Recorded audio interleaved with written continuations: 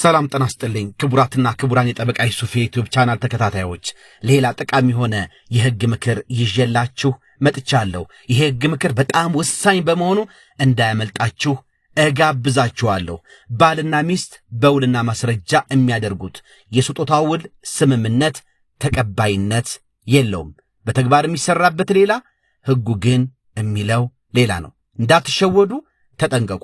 ወደ ፕሮግራሜ ከማለፌ በፊት ግን ለቻናሉ አዲስ የሆናችሁ የፕሮግራሜ ተከታታዮች ጠበቃ ዩሱፍ የዩቲዩብ ቻናልን ሰብስክራይብ በማድረግ ኢንተርኔታችሁን ከኮምፒውተራችሁ ጋር ከሞባይላችሁ ጋር ከቴሌቪዥናችሁ ጋር በማገናኘት ቤታችሁ ድረስ ባለሙያ ፍለጋ ሳትሄዱ ገንዘብ ሳትከፍሉ ቁጭ ብላችሁ ቤታችሁ ድረስ የህግ ምክር በነጻ ስለምታገኙ ይህን ቻናል ሰብስክራይብ ማድረግ መከታተል ለሌሎችም እንደዚሁ እንዲደርስ ማድረግና ወንድም እህቶቻችሁ እንዲጠቀሙ ማድረጋችሁን እንዳትረሱ ላስታውሳችሁ እወዳለሁ።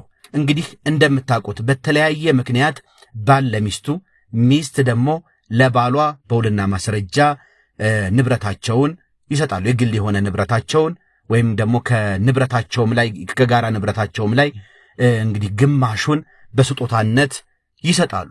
ይህ የሚሆነው እንግዲህ በተለያዩ ሁኔታዎች ነው።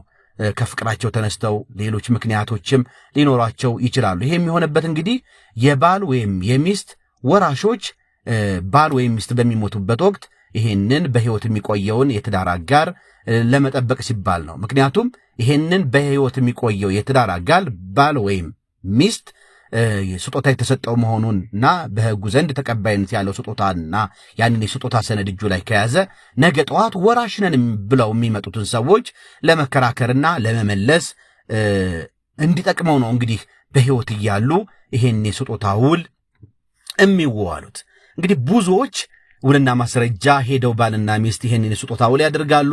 ሰነዶች ማረጋገጫና ምዝገባ አገልግሎት ወይም ጽፈት ቤትም ይሄንን በባልና በሚስት መካከል የሚደረገውን የስጦታ ውል ስምምነት እያዋዋለ ያጸድቃል።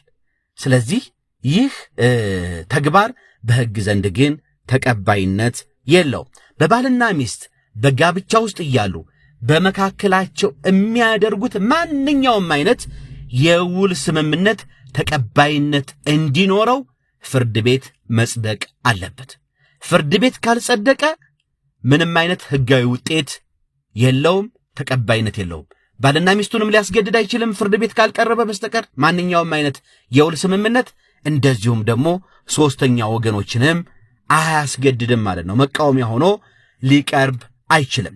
ባልና ሚስት እንግዲህ በጋብቻ ውስጥ እያሉ በመካከላቸው የሚያደርጉት የስጦታ ውል ከውል አይነቶች አንዱ ስለሆነ የስጦታ ውልም በቤተሰብ ህጉ እንግዲህ በአዋጅ ቁጥር 334 1995 ማለት ነው አንቀጽ 27 መሰረት የሰነዶች ማረጋገጫና ምዝገባ ጽፈት ቤት ቀርበው ያደረጉትና የተመዘገበ መሆኑ ከተረጋገጠ ባል ለሚስት በስጦታ ውል ንብረቱን ቢሰጥ ሚስት ደግሞ ለባሏ በስጦታ የሰጠች መሆኑ ከተረጋገጠ ይህ በውልና ማስረጃ ያደረጉት የስጦታ ውል ፍርድ ቤት ቀርቦ ካልጸደቀ በስተቀር ህጋዊ ውጤት ሊኖረው አይችልም። እንግዲህ ሰነዶች ማረጋገጫና ምዝገባ ጽፈት ቤት የስጦታ ውሉን ሊያደርጉ ይችላሉ።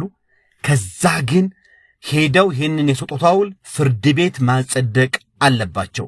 በሰነዶች ማረጋገጫና ምዝገባ ጽፈት ቤት ወይ በውልና ማስረጃ ውሉን ብቻ አድርገውት ነገ ጠዋት በመካከላቸው አለመግባባት ቢፈጠር እንደዚሁም ደግሞ አንደኛው የትዳር አጋር ለምሳሌ ስጦታ ሰጪው ሞቶ ስጦታ ተቀባዩ በህይወት ቢኖርና የስጦታ ሰጪው ወራሾች ይሄንን የስጦታ ሰጪውን ንብረት የውርስ ሀብት ነውና እኛ ደግሞ በህግ አግባብ ወራሾች ነን ብለው ቢመጡ ይህ ስጦታ የተሰጠው ሰው ወይም ስጦታ ተቀባዩ ይሄን የስጦታ ውል ፍርድ ቤት እስካልጸደቀ ድረስ መቃወሚያ አድርጎ ሊያቀርበው አይችልም። ስለዚህ ባለትዳሮች ሆናችሁ ስጦታ ተሰጣጣችሁ የስጦታ ውል በውልና ማስረጃ አድርጋችሁ ቤታችሁ ይዛችሁት ሰነዱን ቁጭ አላችሁ የፕሮግራም ተከታታዮች ፍርድ ቤት ሄዳችሁ ካላጸደቃችሁት በስተቀር ይህ በእጃችሁ ያለው የስጦታ ውል በህግ ዘንድ ተቀባይነት የለውም። ስለዚህ እንደዛ ማድረግ ነው። ወደፊት ደግሞ የስጦታ ውል ማድረግ የምትፈልጉ ወይም ደግሞ ሐሳቡ ያላችሁ የፕሮግራም ተከታታዮች በውልና ማስረጃ የምታደርጉትን የስጦታ ውል ፍርድ ቤት ሄዳችሁ ማጸደቅ እንዳትረሱ፣ ካልሆነ በሕግ ዘንድ ተቀባይነት የለው።